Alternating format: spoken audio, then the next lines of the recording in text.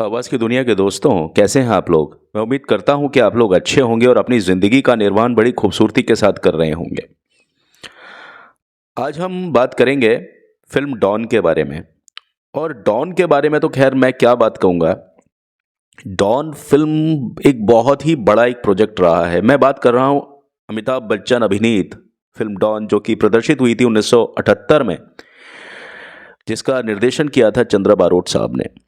लेकिन इस फ़िल्म का एक गाना था खई के पान बनारस वाला।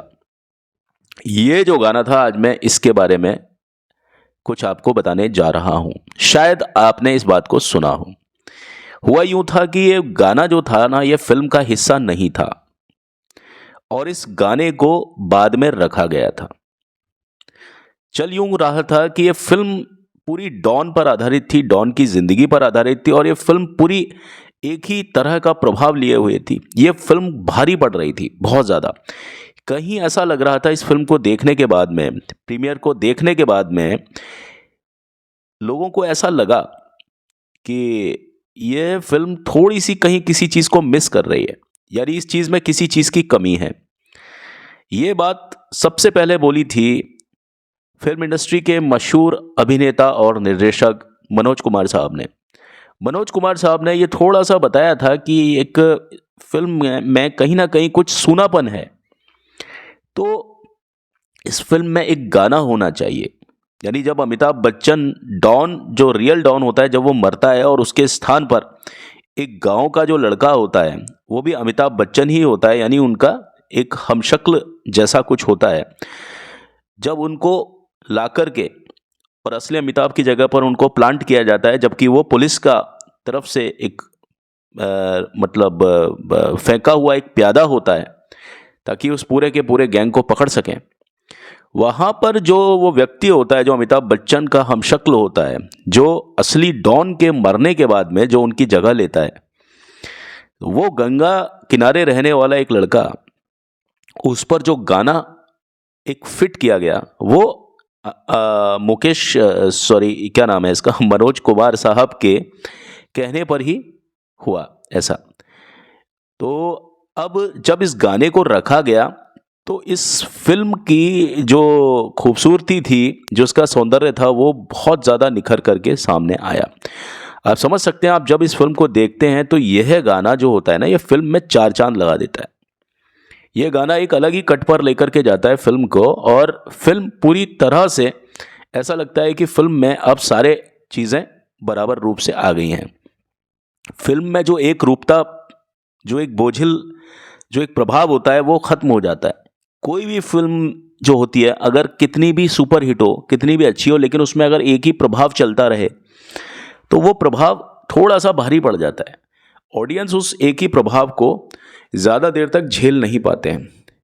हालांकि इस फिल्म में जो स्टार थे हमारे अमिताभ बच्चन रहे, साथ में उनके जीनत अमान हैं और बहुत अच्छे अच्छे कलाकार हैं, लेकिन उसके बावजूद भी इस फिल्म में इस बात का रिस्क था कि कहीं ये फिल्म में एक तरह का प्रभाव से कहीं ये फिल्म भारी ना पड़ जाए। इस वजह से इस फिल्म में इस गाने को डाला था। और आपने देखा होगा इस गाने में जो अमिताभ बच्चन के ऊपर फिल्माया गया, उस पर जो किशोर कुमार साहब ने जो 40 पान खा करके जो एक, मैं कहता हूँ गाना गाया नहीं है, पूरा अभिनय किया है। इस तरह का गीत वही गा सकता है जो अभिनय करने में पारंगत हो पूरी तरह से, और जो ज़बरदस्त अभिनेता रहा हो। और किशोर कुमार के बारे में तो हम क्या कहें। किशोर कुमार पूरी तरह से क्या थे क्या नहीं थे, ये हम कभी बोल नहीं सकते, बता नहीं सकते। वो कितने अच्छे तो अभिनेता थे और कितने अच्छे गायक थे। अगर इस बात में भी डिबेट हो तो मैं कहता हूँ सदियाँ बीत जाएंगी, लेकिन वो डिबेट कभी ख़त्म नहीं हो सकती है। वो कितने अच्छे डायरेक्टर थे, कितने अच्छे वो संगीतकार थे, इस चीज़ पर भी अगर डिबेट हो जाए तो ये बात भी सदियां निकल जाएंगी, लेकिन यह डिबेट, यह जो व्याख्या है, कभी ख़त्म नहीं हो सकता। लेकिन अभी फ़िलहाल जो बात है वो गाने पर है। यह जो गीत है खई के पान बनारस वाला, ये एक अलग ही तरह की मस्ती में लेकर के चले जाता है, हमें एक अलग ही कालखंड, एक अलग ही दुनिया में लेकर के चला जाता है। और ऊपर से अगर इसमें अमिताभ बच्चन हो, उनका अभिनय हो, गंगा घाट हो, और जो वो मस्ती हो, जो हुड़दंग हो, जो आजकल की फिल्मों में जिस तरह से दिखाई नहीं देता, जो एक भाव भंगिमाएँ जो होती हैं, असल ज़िंदगी से जुड़ी हुई एक नेचुरल आदमी की ज़िंदगी, एक आदमी की नेचुरल ज़िंदगी मैं यूँ कहूँगा कि जहाँ हर इंसान उस पात्र को देखने के बाद में कहीं न कहीं खुद से जुड़ाव महसूस करने लगता है, जो कि आजकल की फ़िल्मों से नदारद हैं। तो हाल ही में इस गाने को लेकर के दिग्गज अभिनेत्री, अपने समय की एक वेटरन एक्ट्रेस ज़ीनत अमान, जो कि इस फ़िल्म की एक्ट्रेस यानी को स्टार भी रही हैं अमिताभ बच्चन के साथ में, तो फ़िल्म डॉन के इसी गाने यानी खई के पान बनारस वाला से जुड़ा एक अनोखा, एक अनसुना किस्सा उन्होंने साझा किया। मैं उन्हें अनसुना नहीं कहता, क्योंकि कोई भी किस्सा ऐसा नहीं होता जो अनसुना हो। वेल, अमिताभ बच्चन के मुख्य भूमिका वाली इस फिल्म का यह गाना खई के पान बनारस वाला, जो रिलीज़ के समय दर्शकों का दिल जीतने में बेहद कामयाब रहा, असल में इस फिल्म का हिस्सा बनने के लिए बना ही नहीं था। यह कहना है ज़ीनत अमान का। यह गाना पहले देव साहब यानी देवानंद की फिल्म बनारसी बाबू के लिए तैयार किया गया था, है ना। वो गाना था ना, भले भी हम बुरे भी हम, समझियो ना किसी से कम, हमारा नाम बनारसी बाबू।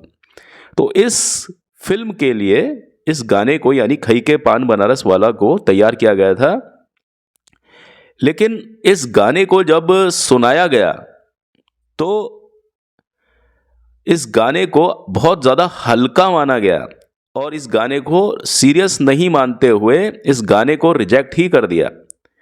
यानी देवानंद साहब ने इस गाने को रिजेक्ट कर दिया था। तो ज़ीनत अमान ने अपने इंस्टाग्राम अकाउंट पर यह दिलचस्प जानकारी दी है कि डॉन के इस सुपरहिट गाने खई के पान बनारस वाला में वो और अमिताभ बच्चन जो थिरकते हुए नजर आए हैं, उन्होंने गाने का एक छोटा सा क्लिप भी साझा किया है अभी हाल ही में। अगर आप एक टीम इंडस्ट्री में काम करते हैं, पूरे का पूरा जो इंडस्ट्री होती है, और जहां आपको पूरी तरह से किस्मत भी साथ देती है, तो आपको रचनात्मक और सांस्कृतिक जादू का हिस्सा बनने का पूरी तरह से मौका मिल सकता है। ऐसा कहा जाता है कि खई के पान बनारस वाला को शुरुआत में डॉन में शामिल नहीं होने के लिए, मतलब डॉन में शामिल होना ही नहीं था, लेकिन ये एक इत्तेफाक था कि यह गाना किस प्रकार से आया। कहने का मतलब है इस गाने की कोई किस्मत थी नहीं, क्योंकि यह गाना जो था ये बनारसी बाबू से भी रिजेक्ट हुआ था और यह गाना किसी भी तरह से डॉन फिल्म का हिस्सा हो ही नहीं सकता था। भला हो मनोज कुमार साहब का, जिन्होंने इस गाने के बारे में यानी किसी गाने के बारे में उन्होंने गुजारिश की कि इस सिचुएशन पर अगर यह गाना आता है तो बहुत अच्छा लगेगा। तो वहाँ पर इस गाने को खई के पान बनारस वाला, जो कि देव साहब ने अपनी फिल्म बनारसी बाबू में रिजेक्ट कर दिया था, उस गाने को जब अमिताभ बच्चन पर फिल्म डॉन जो कि प्रदर्शित हुई थी 1978 को, जब इस पर लगाया गया, तो आप समझिए गाना कितना अच्छा निकल करके आया। यह गाना फिल्म डॉन की रीढ़ की हड्डी है, यानी यह गाना अगर फिल्म में नहीं है तो समझ लीजिए फिल्म कुछ भी नहीं है। क्योंकि जब यह गाना आता है तो उससे पहले एक टर्निंग पॉइंट है कि अमिताभ बच्चन यानी एक ऐसे व्यक्ति की तलाश की जाती है जिसकी शक्ल हूबहू अमिताभ बच्चन से मिलती हो, यानी पुराने डॉन से मिलती हो, या यूं कहें कि वो एक इत्तेफाक होता है कि जहां अमिताभ बच्चन की शक्ल एक व्यक्ति से मिलती है, तो वहां पर यह कहानी गढ़ ली जाती है कि क्यों ना इस आदमी को असली डॉन की जगह प्लेस किया जाए।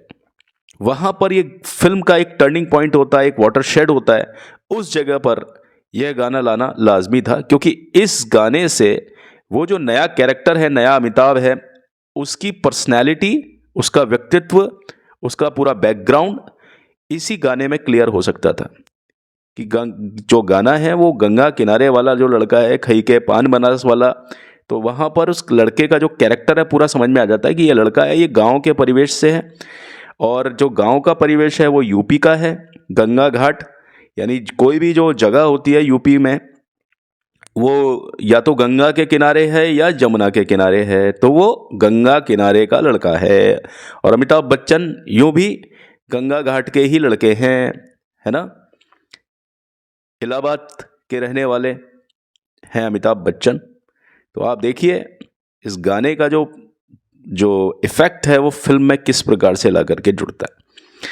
मैं ये नहीं कहता कि फरहान अख्तर की जो डॉन है वो किसी भी मामले में कम है, लेकिन साहब अमिताभ बच्चन है। किशोर दा का जो गाना है खई के पान बनारस वाला, वो किशोर दा का ही गाना है साहब, उसका कोई कॉपी नहीं हो सकता।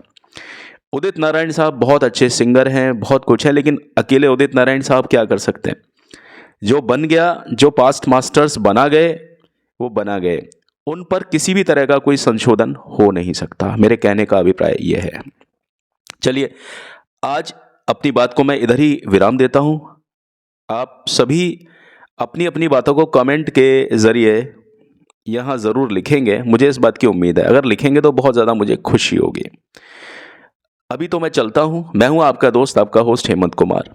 इन आशाओं के साथ, इन प्रार्थनाओं के साथ कि आप सभी खुश रहें, आबाद रहें, मस्त रहें और अपने अपने काम में सदा और सर्वदा व्यस्त और मस्त रहें। Thank you, have a nice time, bye.